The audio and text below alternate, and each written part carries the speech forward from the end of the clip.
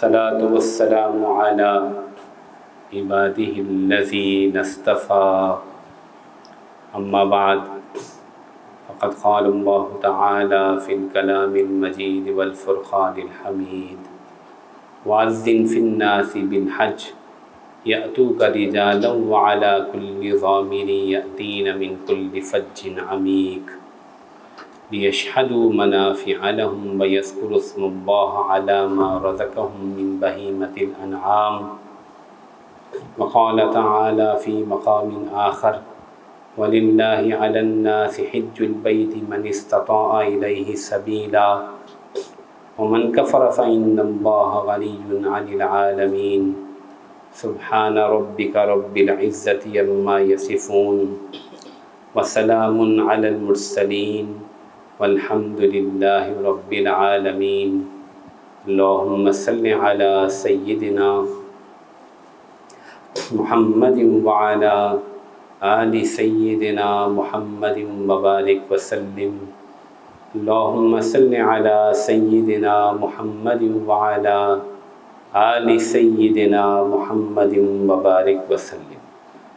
اللہ جل جلالہ نے جب زمین کو پیدا کرنے کا ارادہ فرمایا تو زمین و آسمان کو حکم دیا کہ تم میری اطاعت کو قبول کر لو. قالتا اتینا طائعین، تو زمین و آسمان نے بیک زبان ہو کر اطاعت کا اظہار کیا اور اس بات کا اقرار کیا کہ ہم آپ کی فرما برداری کو اختیار کرتے ہیں. زمین کے جس حصے نے اللہ تعالیٰ کی پکار پر لبیک کہا، اس حصے کو اللہ تعالیٰ نے زمین بنانے کے لیے پسند فرمایا اور وہیں سے زمین کے جو کہ صرف پانی ہی پانی تھا، ایک بلبلہ اٹھا اور وہاں سے زمین پھیلنے لگی. یہ جو بلبلہ جہاں سے اٹھا تھا یہی زمین کا مرکز ہے اور یہی بیت اللہ شریف کی جگہ ہے. یہ بیت اللہ شریف جو اللہ کا گھر ہے، جسے حضرت آدم علیہ السلام نے فرشتوں کی مدد سے تعمیر فرمایا، اور جب نوح علیہ السلام کا طوفان آیا تو یہ بیت اللہ منہدم ہو گیا. اس کی بنیادیں بھی ختم ہو گئیں، زمین میں دب گئیں. پانی اس قدر زیادہ تھا کہ وہ جوتی پہاڑ تک پانی چلا گیا. چنانچہ حضرت ابراہیم خلیل اللہ کو اللہ تعالیٰ نے پسند فرمایا کہ وہ اللہ کے گھر کو دوبارہ تعمیر کرے اور حکم دیا کہ میرا گھر تعمیر کرو. چنانچہ ابراہیم علیہ السلام اپنے 9 عمر صاحبزادے حضرت اسماعیل کو لے کر اس بیت اللہ کی جگہ پر پہنچے. اس بچے کو تو پہلے ہی وہ یہاں چھوڑ چکے تھے، لیکن اس وقت بیت اللہ موجود نہیں تھا، صرف زمزم کا کنواں ظاہر ہوا تھا. بخاری شریف میں ہے حضرت اسماعیل علیہ السلام کو لے کر اس مقام پر پہنچے تو جبرائیل علیہ السلام تشریف لائے، ایک ٹیلے کی نشاندہی کی اور فرمایا کہ اس کے نیچے اللہ کے گھر کی بنیادیں موجود ہیں. چنانچہ اس کو کھودا اور نیچے سے بنیادیں ظاہر ہوئیں. حضرت اسماعیل علیہ السلام صفا مروہ جیسے کالے پہاڑ ہیں، وہاں پہاڑوں سے پتھر لے کر آتے اور حضرت ابراہیم ان کو جوڑتے جاتے. وَإِذْ يَرْفَعُ إِبْرَاهِيمُ الْقَوَاعِدَ مِنَ الْبَيْتِ وَإِسْمَاعِيلُ، جب ابراہیم علیہ السلام بنیادوں سے بیت اللہ کو اٹھا رہے تھے اور اسماعیل ان کے ساتھ تھے. ربنا تقبل منا، اے ہمارے رب ہم سے اس خدمت کو قبول فرما لیجئے. انک انت السمیع العلیم، آپ بڑے سننے والے اور بڑے علم والے ہیں. اتنا بڑا متبرک عمل ہو رہا تھا، اللہ کے حکم سے جبرائیل علیہ السلام کی نشاندہی سے وہ یہ گھر اٹھا رہے تھے، لیکن دعا تھی کہ اللہ ہمارے اس عمل کو قبول فرما. چنانچہ دیواریں اونچی ہو گئیں. اب اللہ تعالیٰ نے ایک پتھر کو ان کے لیے لفٹ بنا دیا، جس کو آج بھی مقام ابراہیم کی جگہ پہ نصب کیا گیا ہے. اس میں حضرت ابراہیم کے پاؤں کے نشانات قدم بھی موجود ہیں. وہ پتھر اوپر ہو جاتا اور وہ دیواریں بناتے رہتے. البتہ چھت تو ڈالی نہیں گئی اور یہ اللہ کا گھر تیار ہو گیا. جب گھر تیار ہو گیا اللہ تعالیٰ نے فرمایا کہ وَأَذِّن فِي النَّاسِ بِالْحَجِّ، لوگوں میں اعلان کرو کہ حج کرنے کو آئیں اس گھر کا. वहाँ تو کوئی انسان ہی موجود نہیں تھا، تو بیابان تھا، کوئی نہیں تھا۔ کہا اللہ کیسے اعلان کروں؟ کہا کسی اونچی جگہ پہ چڑھ جائیے اور اعلان کیجئے، پہنچانے والے ہم ہیں۔ چنانچہ ابراہیم علیہ السلام نے ایک بڑی پہاڑی پر چڑھ کر اعلان شروع کیا۔ اللہ تعالیٰ نے زمین کے کناروں تک اس آواز کو پہنچایا، جتنی پہاڑیاں تھیں ان سب کو پست کر دیا، ان کی چوٹیوں کو پست کر دیا، اور آواز زمین کے کناروں تک پہنچ گئی، عالم ارواح تک پہنچ گئی۔ اور یہ مبارک عمل جسے حج کہتے ہیں یہ شروع ہو گیا۔ مقصود تو کچھ کارگزاری سنانا ہے، لیکن عرض کرنا یہ ہے کہ حج کی فکر جو ہے وہ حج کے ایک حج مکمل ہونے کے بعد فوراً شروع ہوتی ہے۔ جو حضرات ابھی تک نہیں گئے، جنہوں نے بیت اللہ کا دیدار اور حج نہیں کیا، ان سے گزارش ہے کہ آج فکر شروع کریں، آج مانگنا شروع کریں۔ مانگنے میں تاخیر ہوگی تو پھر جانے میں بھی مشکل ہوگی۔ بہت اونچا عمل ہے، بہت عظیم الشان عمل ہے۔ رسول اللہ صلی اللہ علیہ وسلم نے ارشاد فرمایا کہ حج مبرور کی سوا جنت کے سوا کچھ نہیں، یعنی ایک ایسا عمل ہے جس کا بدلہ سوائے جنت کے کچھ بھی نہیں، بس جنت ہی ہے۔ یعنی جب عربی کا ایک قاعدہ ہے کہ کچھ نہیں تو اس کا مطلب ہے بس جنت ہی ہے۔ تو یہ حج مبرور کیسے حاصل ہوگا؟ آج کل جو مشکلات پیش آئی ہیں، جو بیت اللہ کا جانا مشکل ہے، جو وہاں مشکلات ہیں، اس کے پیش نظر بہت تیاری کی ضرورت ہے، اور وہ تیاری روحانی تیاری ہے، اللہ سے مانگنے کا عمل ہے، مسلسل مانگنے کا عمل ہے کہ اللہ میں آپ کے گھر کے حج کو آنا چاہتا ہوں، آپ میرے لیے آسانی فرما دیجئے، کھول دیجئے۔ وَلِلَّهِ عَلَى النَّاسِ حِجُّ الْبَيْتِ مَنِ اسْتَطَاعَ إِلَيْهِ سَبِيلًا، اللہ کے لیے فرض ہے لوگوں پر کہ اس کے گھر کا حج کریں، جو جو طاقت رکھتے ہیں، جو جو سبیل رکھتے ہیں۔ دنیا میں ہم دیکھتے ہیں بڑے لوگوں کے پاس سبیل ہے، طاقت ہے، پیسے ہیں، دولت ہے، صحت ہے، لیکن وہ نہیں جاتے، کیونکہ جو چیز چھپی ہوئی ہے وہ ارادہ ہے، وہ تڑپ ہے، وہ طلب ہے۔ جس میں طلب ہے اس کو ملنے جانے کی توفیق ہے، اس کے لیے راستے کھلتے ہیں، اس کے لیے اسباب مہیا ہوتے ہیں۔ جو جانا ہی نہیں چاہتے وہ رب بھی ان کو نہیں بلاتا، وہ بے نیاز ہے۔ ان اللہ غنی عن العالمین، اللہ جل جلالہ تمام جہان والوں سے بے نیاز ہیں۔ ان کی بے نیازی کو، ان کی شان بے نیازی کو انسان سمجھ نہیں سکتا۔ وہ ایسے غنی ہیں، ایسے بے پرواہ ہیں کہ پورے عالم کی ان کو پرواہ نہیں۔ ایک بھی آدمی اللہ کی عبادت نہ کرے، اس کے گھر کا طواف نہ کرے، اس کی شان میں کوئی کمی نہیں۔ سارے انسان مل کر اس کے گھر کا طواف کریں، اس کی عبادت کریں، سب سے نیک انسان جیسے بن جائیں، اللہ کی شان میں کوئی اضافہ نہیں۔ اللہ کی ذات ایسی غنی ہے۔ تو انسان اپنے فائدے کے لیے، اللہ کے قرب کے لیے، اللہ کی محبت پانے کے لیے یہ عمل کرتا ہے، اور وہی بلند درجے چڑھتا ہے۔ تو اس لیے میں نے یہ بات ضروری سمجھی کہ آپ کے سامنے عرض کروں کہ ارادہ فرمائیے۔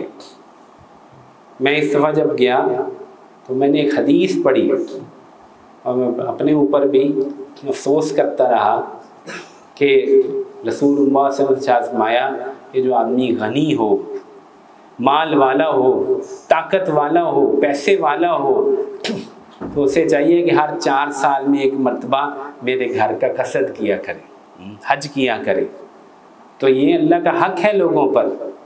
بہت سارے لوگ سمجھتے ہیں کہ ایک دفعہ حج کر لیا ہے، فرض حج کر لیا ہے، اب کیا ضرورت ہے جانے کی، اب کیا ضرورت ہے، اب کیوں جانا ہے؟ منع کرتے ہیں لوگ، حج کرنے نہ جاؤ۔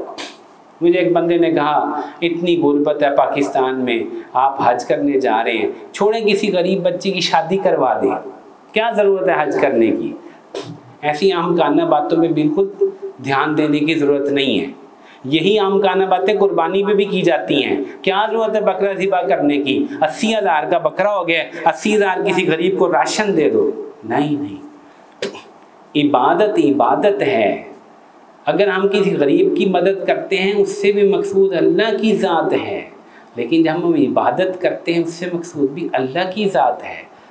جو قرب بیت اللہ شریف جا کے حاصل ہوتا ہے وہ اور کہیں حاصل نہیں ہوتا.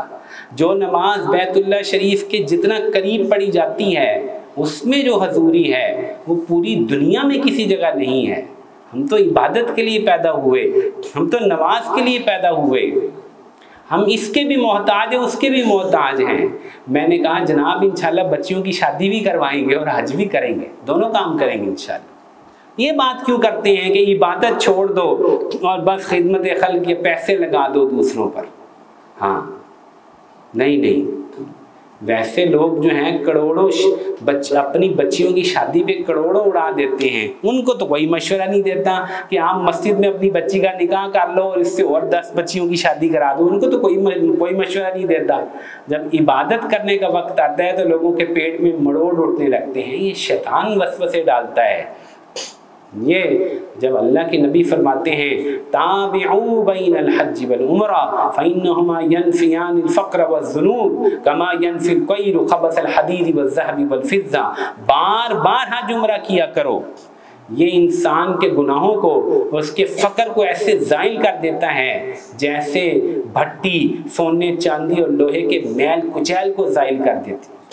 لگتا ہے کہ پیسے لگ گئے فقیر ہو جائے گا، لیکن اصل میں یہ امیر ہو جاتا ہے، غنی ہو جاتا ہے اور گناہوں سے ایسے پاک ہو کے آتا ہے. من حج فلم یرفث ولم یفسق رجع کیوم ولدته امہ، جس نے حج کیا اس میں کوئی بے حیائی اور نافرمانی کی بات نہیں کی، ایسے لوٹ کے آتا ہے جیسے آج اس کی ماں نے اس سے جنا ہو، بالکل گناہوں سے پاک ہو جاتا ہے. تو اللہ جل جلالہ سے ہم طلب کریں، مانگیں اپنی حاضری کو، عبادت کو، توفیق کو، خشوع کو. ہر عبادت میں خشوع کی ضرورت ہے، ہر عبادت میں خشوع کی ضرورت ہے. ہم صرف نماز میں خشوع کے طالب بنے پھرتے ہیں، نہیں، تلاوت میں بھی خشوع چاہیے، ذکر میں بھی خشوع چاہیے، تسبیح میں بھی خشوع چاہیے، روزے میں بھی خشوع چاہیے، حج میں بھی خشوع چاہیے. ہر عبادت خشوع کی محتاج ہے. آج خشوع ہی تو رخصت ہو گیا، خشوع بہت کم رہ گیا. ہاں کیا عبادت، کیا حج اور کیا تبلیغ، خشوع رخصت ہوا.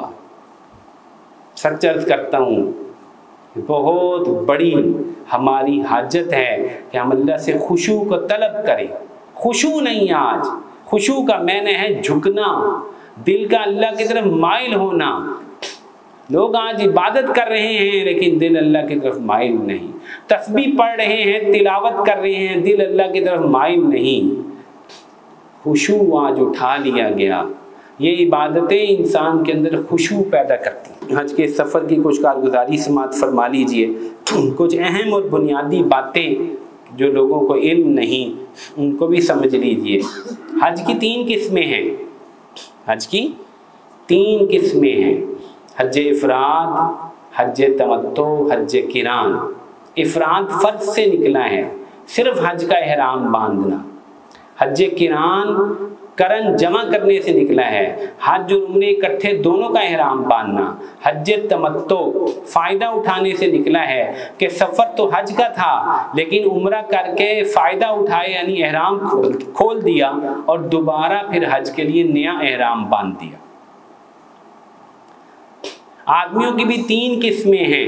ایک آفاقی، بیت اللہ شریف کے گرد، مسجد حرام کے گرد ایک پہلا سرکل ہے جسے حدود حرم کہا جاتا ہے. پھر ایک دوسرا سرکل ہے جسے حدود میقات کہا جاتا ہے. میقات کے باہر رہنے والے سب آفاقی ہیں، پاکستان والے، ہندوستان والے، بنگلہ دیش والے، امریکہ والے، چائنا والے، روس والے، یورپ والے، یہ سب آفاقی ہیں. یہ جب بھی آئیں گے میقات سے پہلے احرام باندھنا ان پر واجب ہے. میقات کراس کریں گے احرام باندھ کر. اس میقات اور اس حدود حرم کے درمیان میں علاقہ جسے ہل کہا جاتا ہے، ہل، ہا سے ہل، یہ اپنی گھروں سے احرام باندھیں گے. اور ایک حرم والے ہیں، حرم والے جو حرم کے اندر رہتے ہیں، ان کو احرام باندھنے کے لیے حرم سے باہر آنا پڑے گا، حرم سے باہر آئیں گے۔ تو یہ 3 قسم کے لوگ ہیں۔ تو ہم آفاقی ہیں، ہم جب حج کے لیے جاتے ہیں تو ہم اکثر ہم میں سے تمتع کرتے ہیں، چنانچہ اس حدیث نے بھی تمتع کیا۔ 1 ذوالحج اور 2 ذوالحج کی درمیانی رات کو میری فلائٹ تھی، کوشش کی کہ 30 ذوالقعدہ کی فلائٹ مل جائے، لیکن 1 ذوالحج کو مجھے جو ہے پرواز ملی، 1 ذوالحج کو۔ تو 2 ذوالحج کی صبح جو ہے میں وہاں پر پہنچ گیا، 2 ذوالحج کی صبح۔ اور رسول اللہ صلی اللہ علیہ وسلم کے حج کا بھی تھوڑا سا میں ساتھ ساتھ بتاتا چلا جاؤں گا۔ رسول اللہ صلی اللہ علیہ وسلم نے جب حج کا ارادہ کیا، آپ کی عمر مبارکہ آخری سال تھا، تو روایات میں آتا ہے کہ آپ نے اعلان کر دیا کہ ہم حج کے لیے جائیں گے، اور دور دور سے لوگ جو ہیں جمع ہونے شروع ہو گئے، آراب آنے لگے، بدو آنے لگے، دور دور سے صحابہ جمع ہونے لگے۔ اور آپ علیہ الصلوۃ والسلام نے جو ہے وہ قصد کیا، لوگ جمع ہوتے رہے، اور پھر آپ علیہ الصلوۃ والسلام نے جو ہے وہ سفر کا ارادہ فرما لیا اور سفر کا آغاز کیا۔ تو مدینہ منورہ سے آپ علیہ الصلوۃ والسلام نے جو ہے وہ سفر کا آغاز کیا، اور مدینہ منورہ سے آپ علیہ الصلوۃ والسلام نے مکہ کی طرف جو ہے وہ سفر کا ارادہ فرما لیا، اور آپ علیہ السلام نے جمعرات کے دن جو ہے وہ سفر شروع کیا۔ اور یہ 25 ذوالحج تھی، 25 ذوالحج اور 25 ذوالقعدہ، 25 ذوالقعدہ تھی اور جمعرات کا دن تھا۔ تو میرا سفر جو تھا وہ بدھ کے دن تھا، یہ تاریخ نہ مل سکی، لیکن ارادہ تھا کہ مکمل سنت کے مطابق حج ہو جائے۔ رسول اللہ صلی اللہ علیہ وسلم نے ذوالحلیفہ میں پہنچ کر جو ہے وہ عصر ادا کی، عصر یعنی صبح گھر سے نکلے اور عصر رسول اللہ صلی اللہ علیہ وسلم نے ذوالحلیفہ میں ادا کی، جو کہ میقات ہے مدینے والوں کے لیے۔ اب یہ بالکل مدینے سے بالکل ذرا سا باہر نکل کے ہے۔ یہاں آپ علیہ السلام نے قیام فرمایا، اس رات آپ نے اپنی تمام بیویوں کے پاس چکر لگایا، صبح غسل کیا، اور ساری بیویاں آپ کے ساتھ تھیں، اور آپ نے فجر کی نماز ادا کی۔ فجر کی نماز کے بعد حضرت عائشہ رضی اللہ عنہا نے آپ علیہ السلام کو خود زریرہ کی خوشبو لگائی، جو ایک بوٹی تھی، اور اس کے علاوہ کستوری کی خوشبو لگائی۔ پھر آپ نے، چونکہ بال آپ علیہ السلام کے لمبے تھے، پھر آپ نے اپنے سر پہ ایک لیپ کیا تاکہ بال اڑے نہ، لیکن ایسا لیپ نہیں تھا جیسے آج کل کے جیل وغیرہ ملتے، یہ لگانے جائز نہیں ہوتے۔ یہ آپ نے تھوڑی سی لیپ کی، اور اس کے بعد اس کو تلبید بھی کہتے ہیں۔ پھر آپ علیہ السلام کے پاس چونکہ قربانی کے جانور تھے، آپ نے قربانی کے جانوروں کو جوتوں کا ہار یعنی قلادہ پہنایا۔ پھر آپ نے ان کی کوہان کو دانی طرف سے کٹ لگایا، تھوڑا تھوڑا خون نکل آیا۔ یہ جو ہے جانوروں کے گلے میں ہاتھ ڈالنا، یہ ایک نشانی تھی کہ جانور جو ہیں وہ حرم کے لیے وقف کر دیے گئے ہیں، ہم چونکہ وہیں سے جا کے جانور خریدتے ہیں۔ تقلید الحدی آپ علیہ السلام نے کی۔ اس کے بعد یہ سارے کام کرنے کے بعد آپ علیہ السلام جو ہے وہ احرام باندھ دیا، اور پھر آپ نے وہاں پر 2 نفل ادا کیے۔ تو یہ 2 نفل ادا کرنے ہوتے ہیں، اور اس کے بعد جو ہے بیٹھے بیٹھے ہی نیت کرنی ہوتی ہے، اللہم انی ارید الحج ارید العمرہ اور فیسرہ لی وتقبلہ منی۔ تو میری فلائٹ چونکہ یہاں سے ریاض کی تھی، اور ریاض جو ہے وہ میقات سے باہر ہے، اور ریاض میں پہنچا تقریباً 10 بجے صبح، اور وہاں سے میری 11:15 بجے کی 8 بجے ریاض پہنچا، 11:15 بجے کی میری جدہ کی فلائٹ تھی، جس کے درمیان میں میقات آتا تھا۔ تو میں نے ایئرپورٹ پہ ہی اسی طرح جو ہے الحمدللہ غسل کیا، احرام کی چادریں پہنی اور 2 نفل ادا کیے۔ اس وقت ٹوپی بھی سر پہ رکھنی ہوتی ہے کیونکہ احرام شروع نہیں ہوا ہوتا، سر ڈھک کے ہی 2 نفل ادا کیے۔ اس کے بعد بیٹھے بیٹھے نیت کی، اور اب جب کھڑے ہوئے تو تلبیہ پڑھنا ہے۔ تلبیہ کیا ہے؟ لبیک اللہم لبیک لبیک لا شریک لک لبیک ان الحمد والنعمت لک والملک لا شریک لک۔ یہ واجب ہے تلبیہ پڑھنا۔ تلبیہ پڑھ کے میں جہاز میں سوار ہو گیا۔ رسول اللہ صلی اللہ علیہ وسلم جب اپنی اونٹنی پر سوار ہوئے، اور جب مسجد ذوالحلیفہ کے دروازے پر پہنچے تو آپ نے اونچی اونچی تلبیہ پڑھنا شروع کر دیا، اور آپ نے ایک ہی نیت کی، یعنی آپ علیہ السلام نے قران کیا، آپ نے حج اور عمرے کو جمع فرمایا، اور لوگوں نے بھی تلبیہ پڑھنا شروع کر دیا۔ تھوڑا سا آگے آپ گئے تو ایک ٹیلہ آیا، اس کے قریب آپ نے حضرت جبرائیل علیہ السلام اترے، اور انہوں نے آ کر کہا کہ آپ صحابہ کو حکم دے کہ اونچی اونچی تلبیہ پڑھیں۔ چانچہ سب نے اونچی اونچی جو ہے وہ تلبیہ پڑھنا شروع کر دیا، لبیک اللہم لبیک، اے اللہ میں حاضر ہوں، لبیک لا شریک لک لبیک، اے اللہ میں حاضر ہوں، تیرا کوئی شریک نہیں، میں حاضر ہوں، ان الحمد والنعمت لک والملک، تمام تعریفیں، تمام نعمتیں آپ ہی کی ہیں، والملک آپ کی بادشاہت ہے، لا شریک لک، آپ کا کوئی شریک نہیں، آپ کا کوئی ساتھی نہیں، کوئی آپ کے ساتھ توحید میں شریک نہیں۔ چنانچہ یہ تلبیہ جو ہے وہ آپ علیہ السلام پڑھے تھے، اور ہم بھی الحمدللہ تلبیہ پڑھتے ہوئے جو ہے وہ جدہ پہنچ گئے۔ آپ علیہ السلام نے بیدا کے مقام پر نماز ظہر ادا کی، اور جہاں بھی آپ کسی اترائی پر اترتے، چڑھائی چڑھتے، آپ تلبیہ پکارتے رہتے، اور جو ہے یہ ایک مستقل عمل ہے، ایک حاضری کی کیفیت پیدا ہوتی ہے کہ اے اللہ میں حاضر ہوں، اے اللہ میں حاضر ہوں، جا رہا ہوں آپ کے گھر۔ تو الحمدللہ اجتماعی طور پہ بھی پڑھانے کا اہتمام ہو جاتا ہے، اور انفرادی طور پہ بھی پڑھتے رہتے ہیں۔ رسول اللہ صلی اللہ علیہ وسلم جب صرف کے مقام پر پہنچے تو آپ علیہ السلام کی اہلیہ حضرت عائشہ رضی اللہ عنہا کو ایام شروع ہو گئے، جو اس وجہ سے انہوں نے جو ہے وہ آپ علیہ السلام نے حکم فرمایا کہ وہ اپنا احرام جو ہے وہ کھول دیں اور غسل کر لیں، عمرہ جو ہے ابھی اس کو چھوڑ دیں، اور بعد میں جو ہے وہ پھر عمرہ کریں گی۔ آپ علیہ السلام نے ان کو جو ہے وہ حج کا صرف حکم دے دیا کہ وہ حج کریں گے۔ اس کے بعد آپ علیہ السلام نے باقی لوگوں کو بھی حکم دیا جو آپ علیہ السلام کے ساتھ تھے کہ وہ اگر انہوں نے قربانی ساتھ نہیں لی تو وہ بھی جو ہے وہ عمرے کی نیت کر لیں۔ اس سے پہلے تمتع جائز نہیں، تمتع مشروع نہیں تھا۔ عرب کے لوگ جو ہیں وہ یہ سمجھتے تھے کہ حج کے سفر میں عمرہ کرنا حرام ہے، تو آپ نے جاہلیت کی اس رسم کو توڑ دیا اور فرمایا کہ جن لوگوں کے پاس جو ہے وہ قربانی نہیں ہے وہ کیا کریں، وہ عمرے کی نیت کر لیں، اور جب وہ وہاں جائیں گے تو وہ حلال ہو جائیں، اور پھر جو ہے وہ دوبارہ حج کے لیے احرام باندھیں۔ اس کو ہی تمتع کہتے ہیں۔ یہ آپ علیہ السلام نے ہی اس کو جو ہے شروع کروا دیا۔ چنانچہ رسول اللہ صلی اللہ علیہ وسلم نے صرف کے مقام پر ان تمام لوگوں کو یہ حکم دیا، البتہ جن کے پاس قربانیاں موجود تھیں آپ نے فرمایا کہ وہ قران ہی کریں گے، یعنی وہ ایک ہی جو ہے وہ احرام سے اب حج بھی کریں گے اور عمرہ بھی کریں گے۔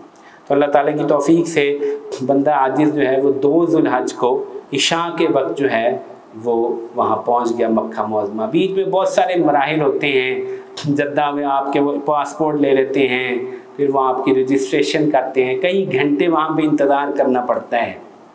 یہ جتنے بھی عبادت کے مراحل ہیں، معاشرت کے مراحل ہیں، زندگی کے مراحل ہیں، اس میں ایسے مقامات آتے ہیں کہ آدمی اپنی زبان سے اپنا عمل ضائع کرتا ہے۔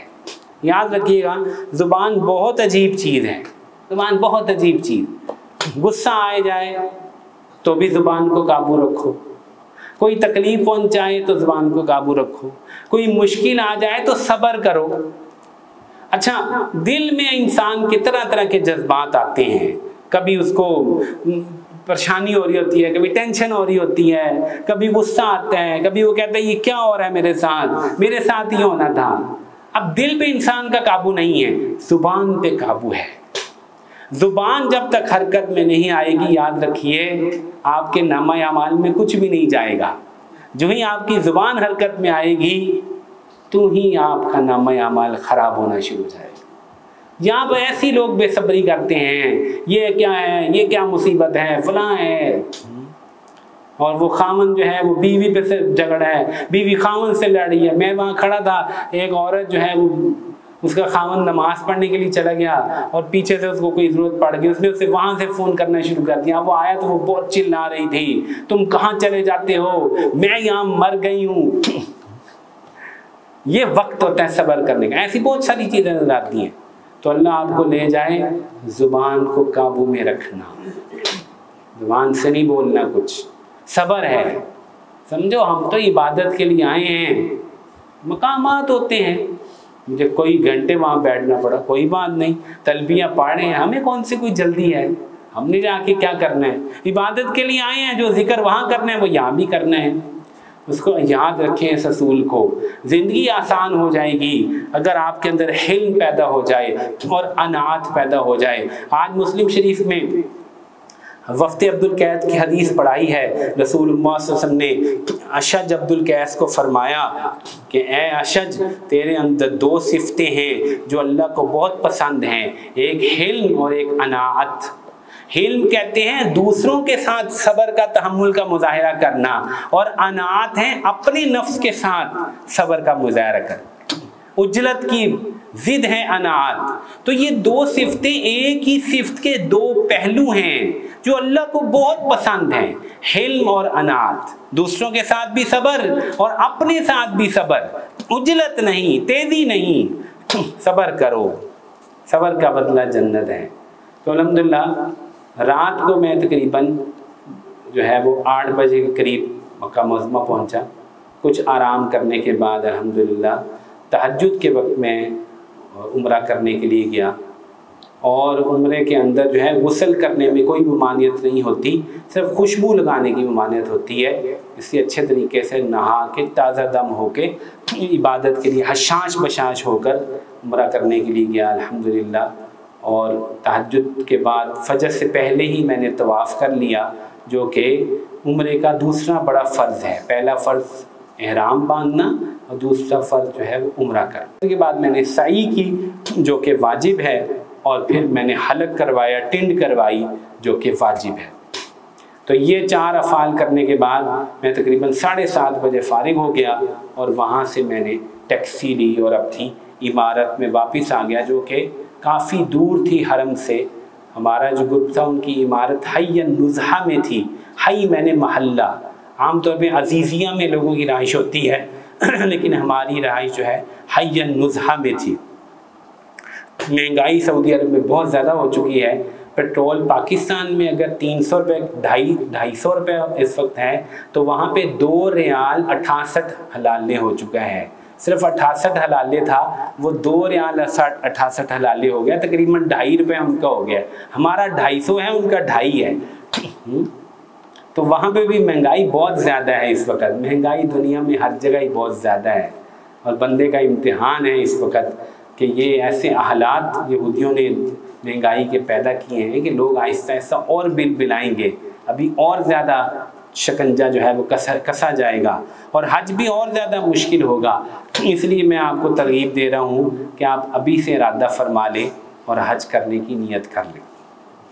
الحمدللہ اس کے بعد 5 دن باقی تھے, تو ایک بہت عجیب پابندی جو کرونا کی وجہ سے لگائی گئی کہ مطاف کے اندر آپ احرام کے علاوہ نہیں جا سکتے. اب بہت مسئلہ ہے, بندہ بہت دور سے آیا ہوتا ہے اور احرام کے بغیر جا نہیں سکتا. تو ہمارا تو شروع سے ایک مسلک ہے وَلِلنَّاسِ فِي مَا يَعْشِقُونَ مَذَاهِبُ, لوگوں کے عشق میں اپنے اپنے مذہب ہوتے ہیں. تو ہم تو احرام کو اتار دیتے ہیں اور نہا کے دوبارہ کپڑوں کی نیت سے 2 چادریں پہن لیتے ہیں, جب وہ کپڑے ہیں, کیونکہ رسول پاک صلی اللہ علیہ وسلم کے کپڑے یہی تھے, اور پھر ہم دوبارہ جو ہے مطاف ہی جاتے رہتے ہیں. جو کیفیت بیت اللہ کے قریب نماز پڑھنے کی ہے وہ کہیں بھی نہیں ہے. تو بہت عجیب نمازیں ہوتی ہیں زندگی کی. تو الحمدللہ جو ہے میں نے 5 دن وہیں پر جو ہے وہ بیت اللہ شریف میں ہی نماز پڑھتا رہا. 7 ذوالحج بلکہ 5 ذوالحج کو ہی جمعے والے دن تمام ٹرانسپورٹ بند ہو گئی تھی, بسیں بند, ہر چیز بند, لیکن پیدل کا راستہ کھلا ہوتا ہے. پیدل کا راستہ کھلا ہوتا ہے, پیدل چلا جائے بندہ, جتنی کو ٹیکسی مل گئی آگے پیدل چلے جاؤ. اللہ نے یہ بھی توفیق دی کہ 7 ذوالحج کو رات کو میں نے عشاء کی نماز کے بعد طواف کیا, اور میں جانے سے پہلے تمام صفائی بدن کی کر کے گیا تھا. 7 ذوالحج کو میں نے طواف کیا. طواف کرنے کے بعد یہاں پر آپشن ہے کہ آپ صحیح حج والی ابھی کر لیں, لیکن میں نے اس کو طواف زیارت جو اصل طواف ہے اس کے بعد کے لیے چھوڑ دیا, اور یہاں میں نے 2 نفل پڑھ کے یہیں سے حرم شریف سے احرام کی نیت کی دوبارہ. اپنے گھر سے بھی کر سکتے ہیں حاجی صاحب اور حرم سے بھی کر سکتے ہیں. حرم سے کرنا افضل ہے. تو حرم سے میں نے الحمدللہ طواف کر کے عمرے کی حج کا احرام باندھا. اللہم انی ارید الحج فیسرہ لی وتقبلہ منی. جتنی دعائیں کر سکتا تھا اے اللہ حج قبول کر لے, آسانیاں کر دے. اور پھر میں اپنی عمارت میں آ گیا. اب 5 دن شروع ہوتے ہیں 8, 9, 10, 11, 12, 13. ٹھیک ہے نا جی, 8, 9, 10, 11, 12, 13. 5 تو لازم ہے, 13واں اضافی ہے, تو 6واں دن اضافی ہے. تو میں نے الحمدللہ 6 دن کا ہی حج کرنا تھا. 8 ذوالحج کو صبح الحمدللہ ہم بسوں میں سوار ہو کر مینا پہنچ گئے. ہمارا چونکہ مکتب کیٹیگری ڈی میں تھا, اس لیے ہمارا جو کیمپ تھا وہ مینا میں نہیں تھا, نیو مینا میں تھا. نیو مینا اصل میں مینا کا ساتھ ملحق مزدلفہ کا ایریا ہے جس کو گورنمنٹ نے مینا قرار دے دیا. لیکن ہمارے علماء کا فتویٰ یہی ہے کہ یہ جو حدود ہیں یہ رسول پاک صلی اللہ علیہ وسلم نے مقرر کی ہیں, یہ کسی کے بدلنے سے بدلتی نہیں ہیں, اس لیے وہ مزدلفہ ہی ہے. اور اس کے بھی آخری کبری جہاں سے بالکل مزدلفہ کی وادی محصر, جہاں پہ وادی وہ فیل والے ہاتھی غرق ہوئے تھے, جہاں پہ رکنا بھی درست نہیں, اس کے بالکل قریب ہی ہمارا خیمہ تھا. خیر ہم وہاں پہنچ گئے. گرمی بہت شدید تھی. ایک تو حج پہ رونق اس دفعہ بہت زیادہ تھی, 35 لاکھ کے قریب لوگ تھے, اور دوسرا گرمی بھی بہت زیادہ تھی. تو وہاں جا کر بس جو ہے وہ ذرا شروع میں تو پھر انسان کو لگتا ہے کہ مشکل ہوگی, اور مجمع چونکہ بہت زیادہ تھا, بدن سے بدن جڑے ہوئے تھے. تو الحمدللہ وہاں پہنچ گئے. وہاں پہ جا کے ظہر ادا کی اور پھر عصر ادا کی, کھانا کھا لیا. پھر یہی سوچا کہ مینا میں چلے جاتے ہیں, کچھ دیر قیام کرتے ہیں, کیونکہ مینا میں قیام کرنے کا کچھ جز بھی اگر آپ پورا کر لیں گے. ویسے تو 5 نمازیں مینا میں پڑھنا سنت ہیں. تو الحمدللہ مینا میں ایک مسجد ہے کویت مسجد, جو کہ کافی کھلی مسجد ہے. وہاں بہت سارے اے سی ویسی چل رہے ہوتے ہیں, تو گرمی سے بھی انسان بچ جاتا ہے. لیکن اصل مینا کا قیام تھا, تو ہم نے کویت مسجد میں جا کر مغرب اور عشاء ادا کی, تلاوت ذکر وغیرہ کرتے رہے. رات کو 10 بجے کے قریب 8 ذوالحج کو ہم وہاں سے نکلے, اپنے خیمے میں آ گئے, اور فجر کی نماز الحمدللہ ہم نے اپنے خیمے میں ادا کی. تو یہ پہلا دن تھا جس میں 5 نمازیں مینا میں ادا کرنی تھی. اللہ تعالیٰ کی توفیق سے وہ 5 نمازیں ادا کی. اگلا دن 9 ذوالحج ہے, جو حج کا مین دن ہے. صبح آپ علیہ السلام سورج چڑھنے کے بعد عرفات روانہ ہو گئے تھے. اب چونکہ ہمارا مکتب بھی بہت کیٹیگری ڈی کا تھا, بسیں ہی موجود نہیں تھی. اب ہم بیٹھے رہے. عرفات میں جا کر غسل کرنا مسنون ہے, تو میں نے وہ عرفات والا غسل بھی مینا میں کر لیا, چادریں بھی بدل لی, لیکن بس تو آنے کا نام ہی نہیں لیتی تھی. آخرکار ہم نے پاکستانی فارمولہ آزمایا. سارے پاکستانی, جس میں بہت سارے پٹھان بھی تھے, وہ سارے آ کے بس کے لیے سڑک پر کھڑے ہو گئے. جو بس آتی تھی اس کو ہاتھ دینے کی کوشش کرتے تھے. اس پر وزارت حج کے جو لوگ تھے انہوں نے آگے پیچھے وائلس کیے کہ بہت سارے لوگ سڑک پہ کھڑے ہیں, ہر بس کو روکنے کی کوشش کر رہے ہیں. اس پر کافی ایکشن ہوا. الحمدللہ 5-6 بسیں جو ہیں انہوں نے اکٹھی بھیج دی ہمارے لیے. تو ہم سارے اس پہ سوار ہو گئے, اور الحمدللہ ہم زوال سے پہلے جو ہے وہ عرفات پہنچ گئے. جو ہی زوال کا وقت ہوا ہم نے نماز ادا کی. اب حج کا رکن اعظم شروع ہوتا ہے جس کو وقوف کہتے ہیں. یہ وقوف جو ہے کھڑے ہو کر کرنا مسنون ہے. آپ علیہ السلام نے اپنی سواری اونٹنی قصواں پر یہ عمل ادا کیا تھا. چنانچہ اس روایت کو سن لیجئے. آپ علیہ السلام اتوار کی صبح جو ہے مکہ معظمہ داخل ہوئے تھے. آپ نے چونکہ طواف قدوم کیا تھا, عمرہ نہیں تھا آپ کا, قران تھا, آپ نے طواف قدوم کیا تھا, اور اس کے بعد آپ نے جو ہے وہ 2 رکعت آپ نے مقام ابراہیم کے پیچھے پڑے تھے. تو اس کے بعد آپ علیہ السلام نے جو ہے وہ سعی فرمائی تھی, اور لوگوں کو حکم دیا تھا کہ وہ اپنا احرام کھول دیں اور حلق کروا لیں. خود رسول اللہ صلی اللہ علیہ وسلم نے حلق نہیں کروایا چونکہ آپ کا حج قران تھا. اس کے بعد آپ علیہ السلام نے ان کے ساتھ جو ہے جو حضرات حضرت ابو بکر صدیق, حضرت عمر, حضرت علی, حضرت طلحہ, حضرت زبیر اور دیگر حضرات نے بھی قران کیا تھا۔ حضرت فاطمہ رضی اللہ عنہا بس قربانی نہیں تھی، آپ نے ان کو حکم دیا کہ وہ اپنا احرام کھول دیں، اچھے کپڑے پہن لیں۔ حضرت علی بعد میں یمن سے تشریف لائے، بڑے ناراض ہوئے کہ میری بیوی نے یہ کیا کر دیا، تو انہوں نے آ کے آپ علیہ السلام سے شکایت کی۔ آپ علیہ السلام نے فرمایا کہ میں نے اپنی بیٹی کو حکم دیا ہے، انہوں نے جو کیا وہ ایسے ہی ہے۔ پھر انہوں نے پوچھا کہ میں کیا کروں؟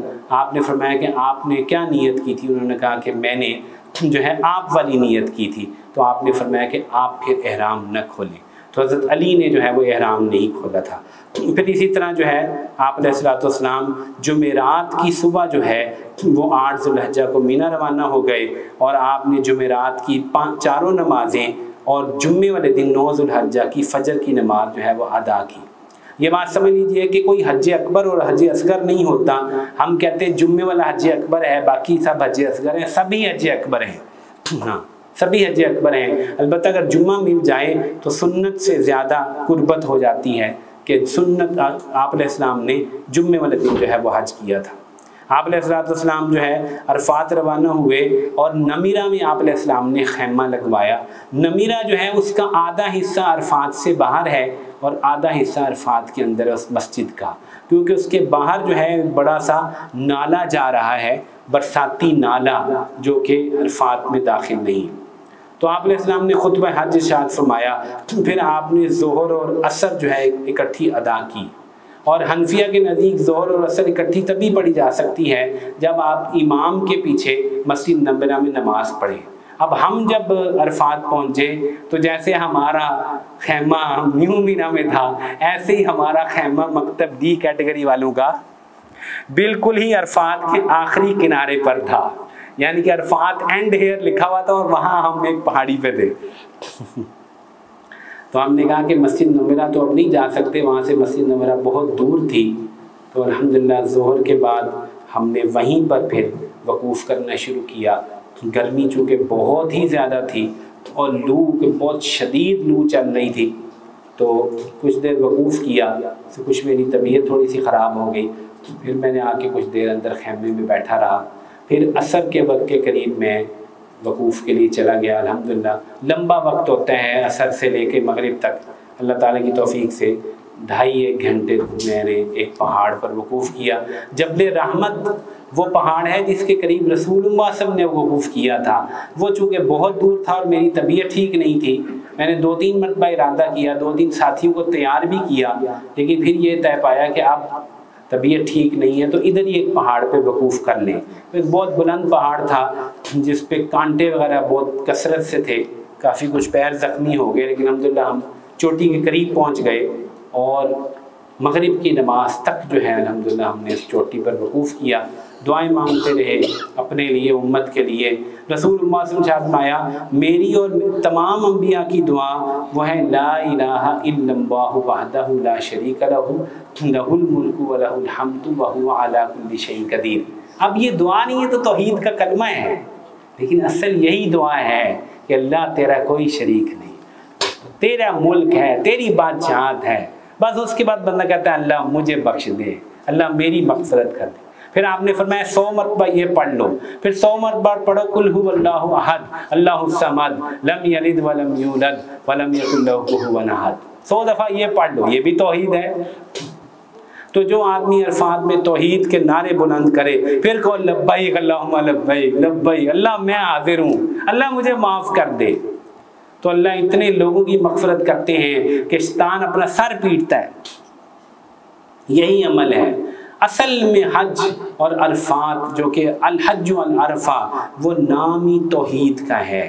توحید اصل ہے، توحید میں نجات ہے، شرک بربادی ہے، شرک میں ہلاکت ہے۔ آپ غور کیجئے، یہ بندہ 2 چادریں پہن کے ایسے گرمی میں کھڑا کہہ رہا ہے اللہ تو ایک ہے، اللہ تو ایک ہے، قل هو اللہ احد، اللہ تو ایک ہے۔ اللہ کتنے خوش ہو رہے ہیں کہ یہ توحید کے نعرے لگا رہا ہے، اس کو بخش دیا جائے۔ دین سارا توحید ہے، اور حج جو ہے وہ عاشقانہ انداز میں توحید ہے۔ خدا کی قسم بندہ عاشقوں کی طرح توحید بلند کرے، اللہ میں حاضر ہوں، اللہ تو ایک ہے، اللہ بادشاہ تیری، اللہ ملک تیرا۔ अल्लाह की बरियाई तेरी, मेरे पास कुछ नहीं, गुनाहों की पोटली लेकर आया हूँ, माफ़ कर दे। अल्हम्दुलिल्लाह वकूफ़ अरफात मुकम्मल हुआ, वापस आए तो फिर बस कोई नहीं, लोग जा रहे थे, हमारी बस कोई नहीं थी। मेरी तबीयत वैसे ही बहुत ज़्यादा ख़राब थी, तो तकरीबन जो है 2-3 घंटे मैंने वहाँ आराम किया खैमे में, और चूँकि अंधेरा हो चुका था, पानी भी ख़त्म हो चुका था, लैट्रीनें बंद हो चुकी थी, खाना वाना भी कुछ नहीं होता। फिर अल्लाह ताला ने हिम्मत दी, 10 बजे के करीब हम वहाँ से रवाना हुए। एक बस में थोड़ी सी जगह मिल गई, लेकिन बसें सारी मजमे और रौनक की वजह से जैम थी, तो अल्हम्दुलिल्लाह हमने पैदल सफ़र शुरू कर दिया, और अल्लाह ताला की तौफीक से रात 1:30 बजे हम जो है मुज़दलिफ़ा पहुँच गए। बसें तो खैर पहुँच ही नहीं सकी होंगी, मैं हालांकि तो शायद फजर ही ना पड़ी हो उन्होंने, लेकिन हमें पैदल चलने का फ़ायदा हुआ। तो 2-2.5 घंटे का रास्ता दिखा रहा था गूगल, 11 किलोमीटर, लेकिन हिम्मत करे बंदा तो आसान है बहुत, थोड़ा थोड़ा पैदल चलते रहे। कई साथी ऐसे यहाँ पे जिन्होंने पूरा सफ़र पैदल किया, अल्लाह ने तौफीक दी, मुज़दलिफ़ा पहुँच गए। अब बड़ा अमल था, 1 अज़ान और 2 इकामत के साथ मगरिब और इशा अदा करना। देर तो बहुत हो चुकी थी, लेकिन जब भी पहुँच जाएँ तो नमाज़ पढ़नी होती है। हमने मगरिब और इशा अदा की, मगरिब और इशा, और उसके बाद वितर अदा कर लिए, और फिर वहीं लेट गए। थोड़ी देर लेटे थे, 1 घंटा। फजर से पहले उठना ज़रूरी है, फजर से पहले उठे, नमाज की तैयारी कर ली, नवाफिल पढ़ लिए और दुआएं मांग ली। फजर अंधेरे में पढ़ना सुन्नत है। हनफिया जो कि रोशनी में फजर पढ़ते हैं, उनके नज़दीक भी अंधेरे में फजर पढ़ना आज मसनून है। तो अंधेरे में जो ही वक्त दाखिल हुआ, फजर अदा कर ली और वकूफ़ के लिए खड़े हो, वकूफ़ कर लिया और 20-25 मिनट दुआएं करते रहे। अब जो है वो रात को चूँकि कंकरियाँ जमा नहीं कर सके थे, इसलिए कंकरियाँ जमा की, उनको पाक करना ज़रूरी होता है। उनको अच्छी तरह पानी से धोया, पाक किया, उनको 3-3 मरतबा धोया, फिर एक बोतल में सुखा के उनको डाला। अब जो है वो एक बड़ा वाजिब अदा हो गया वकूफ़ मुज़दलिफ़ा का। 10 ज़ुल्हज्जा की सुबह है, 3 वाजिब अदा करने हैं, 3 वाजिब अदा करने हैं। पहले बड़े शैतान को कंकरियाँ मारनी हैं, फिर कुर्बानी करनी है, और फिर टिंड करवानी है। चुनांचे अल्लाह ने फजल फरमाया, 2-1 घंटे में हमारी बारी आ गई। ट्रेन वहाँ चलती है, बहुत बुलेट किस्म की ट्रेन है, और पास वास भी कुछ नहीं था उस वक़्त, बस हाजियों के एक अजीम जो है वो तूफ़ान थे जो ट्रेनों में चढ़ने के लिए जा रहे थे, उसमें हम भी शामिल हो गए। 2 घंटे में अल्हम्दुलिल्लाह ट्रेन में पहुँच गए। बड़ी अच्छी ट्रेन सर्विस है अल्हम्दुलिल्लाह। हम बड़ी सहूलत से जमरात पहुँच गए, और हमने बड़े शैतान को 7 पत्थर मारे। अब यहाँ पे लोग जज्बात में आ जाते हैं। मेरे साथ भी 2 साथी थे, वो कहते हैं आज शैतान नू छड़ना नहीं, इन्हें साडा बड़ा सत्यानाश करता है, आज नहीं इन्हू जलील करके जाना है। मैंने उनको समझाया कि ये शैतान को क्लाशनकोफ मारने नहीं आए, ये कंकर ऐसे हाथ में लेनी है, यूं और यूं मारनी, ऐसे। और ये जो अलामत बनी हुई है, इससे टकराना ज़रूरी नहीं है। इब्राहीम अलैहिस्सलाम जब जा रहे थे हज़रत इस्माइल को कुर्बान करने के लिए, तो शैतान यहाँ ज़ाहिर हुआ था, उन्होंने 7 पत्थर मारे थे, वो इस जगह ज़मीन में धंस गया था। तो उस वाली जगह के साथ जो ज़मीन है, वहाँ पे अगर कंकर गिर जाएगा तो वो कबूल हो जाएगा, और जिसका हज कबूल होगा उसके कंकर फरिश्ते उठा के ले जाएंगे, जिसका हज कबूल नहीं होगा उसके कंकर वहीं पड़े रहेंगे। तो बिस्मिल्लाह अल्लाहु अकबर रिज़न लिर्रहमान रगमन लिश्शैतान, बड़ी प्यारी चाशनी वाले अल्फाज हैं। अल्लाह तेरे नाम से, तेरी रज़ा के लिए, और शैतान का मुँह खाकलूद करने के लिए। ये कैफियत है, शैतान थोड़ी वहाँ मौजूद है कि लोग जूतियाँ भी मारते हैं और घूम घूम के आके पत्थर और ईंटें मारते, नहीं। ये तो एक कैफियत है कि शैतान जलील हो। चाचे रसूल सल्लल्लाहु अलैहि वसल्लम ने मुज़दलिफ़ा में आप तशरीफ़ लाए, जुम्मे वाले दिन आपने वकूफ़ अरफात किया था, हफ्ते की सुबह जो है आप मुज़दलिफ़ा तशरीफ़ ले आए, आपने यहाँ पर जो है वो फ़जर की नमाज़ अदा की।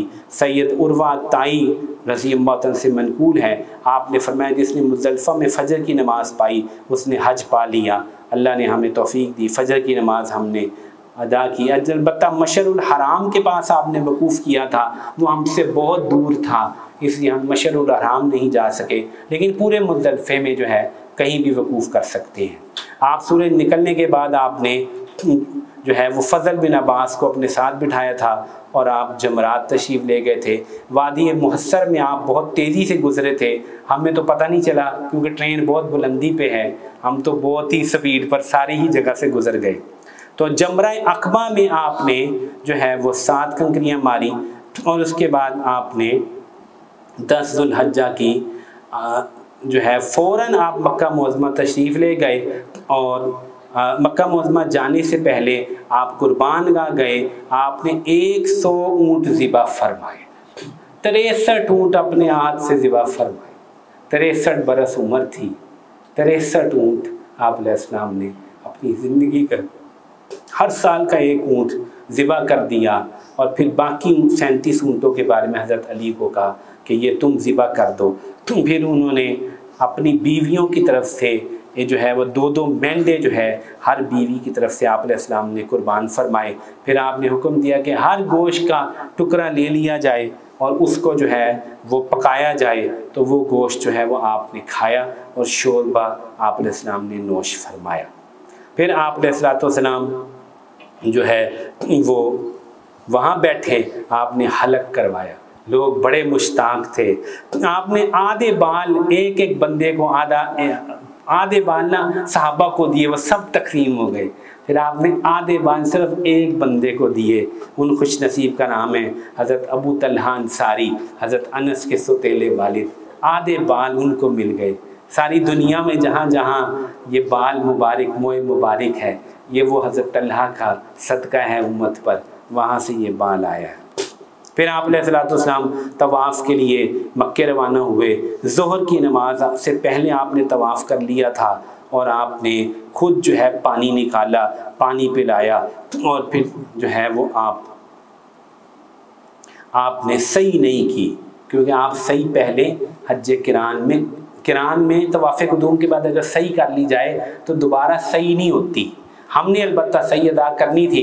ہم اب مکہ جانے کے لیے 8 بجے پہنچ گئے، لیکن ٹیکسیوں کا کرایہ 1200 ریال اور 1000 ریال، 1 لاکھ پاکستانی تھا اس وقت، تو وہ پھر ہمارے بس میں نہیں تھا۔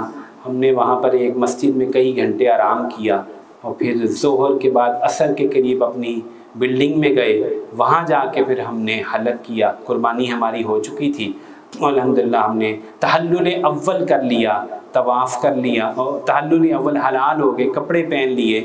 تحلل ثانی یعنی عورت کا حلال ہونا، یہ طواف زیارت کے بعد ہوتا ہے۔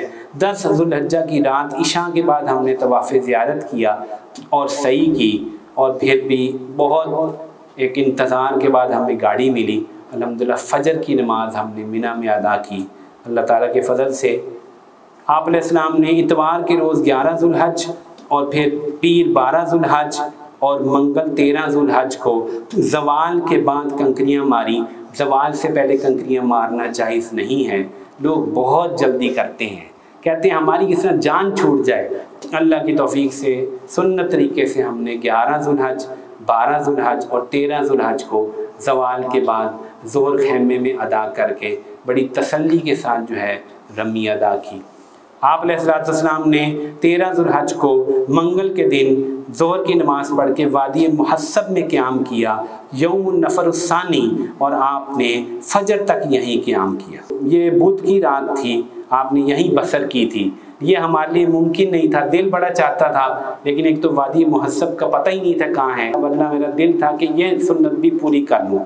تو میں الحمدللہ عصر کے وقت اپنی بلڈنگ میں آ گیا تھا۔ 14 ذو الحج کو آپ علیہ السلام نے طواف وداع کیا اور آپ مدینہ منورہ روانہ ہوئے۔ آپ نے یہ ایک نئی چیز واجب کی، آپ نے فرمایا کہ آخری طواف، آخری عمل بیت اللہ کا طواف ہے۔ حضرت عائشہ کو چونکہ ایام آئے ہوئے تھے، انہوں نے کہا کہ میں نے عمرہ کرنا ہے، تو آپ نے ان کو مسجد عائشہ بھیج دیا، انہوں نے وہاں سے جا کے عمرہ کیا۔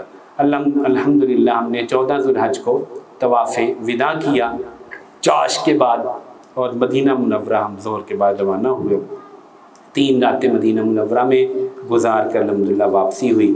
یہ حج کی ایک کارگزاری تھی، آپ کے سامنے رکھ دی۔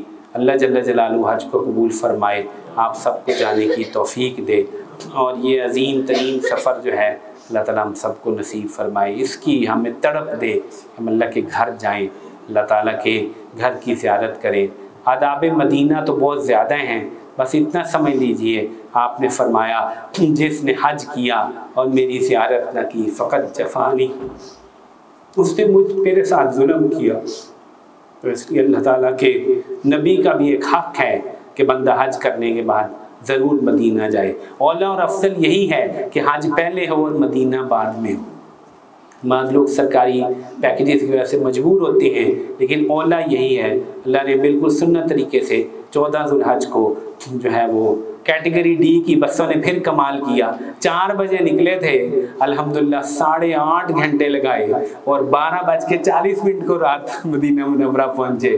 اللہ نے پہنچا دیا۔ مدینہ تو مدینہ ہے۔ الحمدللہ اگلے دن صبح فجر کی نماز کے بعد غسل کر کے روضہ رسول پہ حاضری کی توفیق اللہ تعالیٰ نے عطا کی۔ اس کے بعد مسلسل حاضری ہوتی رہی۔ ریاض الجنہ میں جانے کے لیے بہت مشکلات ہیں، وہ بھی الحمدللہ صلاۃ الحاجت کی مدد سے اللہ نے اس کو بھی آسان کر دیا، اور ایسے ہی اللہ نے داخلہ مرحمت فرما دیا۔ ریاض الجنہ میں بھی نماز پڑھنے کی توفیق ہوئی۔ اللہ تعالیٰ اس سفر حج کو قبول فرمائے، ہم سب کو اس کی توفیق دے۔ وآخر دعوانا الحمدللہ رب العالمین۔